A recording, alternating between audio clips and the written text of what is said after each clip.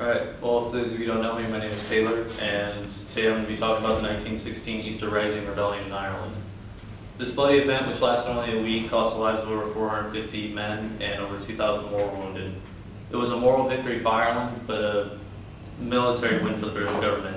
Ireland has never been formally recognized as a free state, apart from Great Britain, so eventually groups like the Irish Republican Brotherhood and the Citizens' Army stood up for this idea of being sovereign. People living in Dublin and Belfast no longer wanted to be known as just another British colony, and even without sufficient military preparedness, they were able to withstand artillery and machine gun fire for over a week. Britain believed that the government, or the people of Ireland, simply weren't capable of governing themselves, basically going off the idea that beggars couldn't be choosers. Easter Rising provided this escape from occupation, which gave rise to a national sentiment that has never really left Ireland.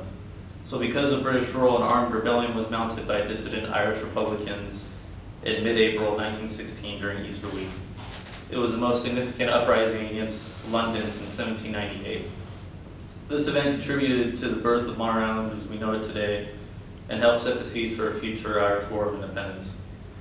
Legislation was first introduced in 1800 called the Acts of Union, which united Britain and Ireland under one flag. Many Irish nationalists and even regular citizens opposed this, and others did not. Irish Catholicism led the way for this perceived notion of independence, and they wanted to be culturally and separate and have their own identity. Protestants rejected these ideas.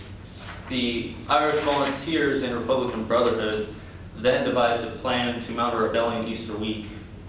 German weaponry was going to be delivered to the rebels just for the rising, and this exposed Britain into a two-front war during World War I. So they had to act quickly, believing an invasion by German troops would soon follow.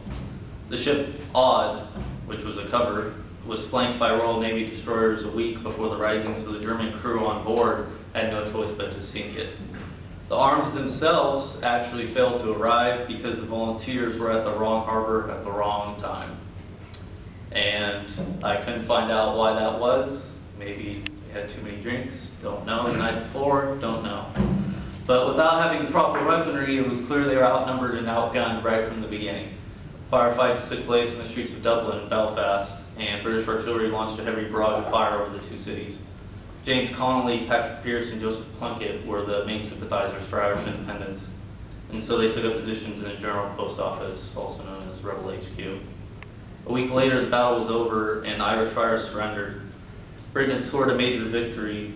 The main leaders of the rising were either captured, or not long after, many of them were sent away to be executed for treason by firing squads or hanged.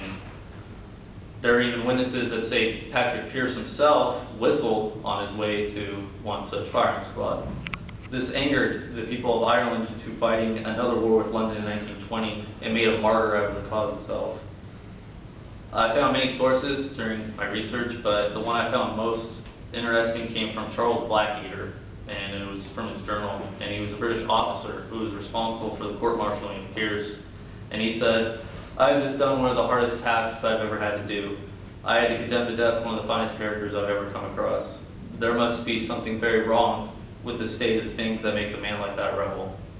Just to show you how much animosity there is between these two sides, more recently, one IRA leader in the 1990s, a newer one, when Mrs. Thatcher goes, when Mrs. Thatcher goes to check underneath her car every morning, we just want her to remember the terror she inflicted on Ireland.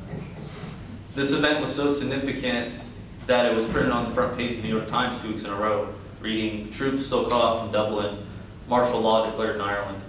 Many newspaper stands talked about Easter Rising because it caught everyone by surprise, even the folks living in Dublin. They didn't even know what was going to happen. In conclusion, this rebellion would single-handedly mark the beginning of the era dubbed the Troubles. And for over 60 more years, newer groups like the Irish Republican Army, or IRA, came together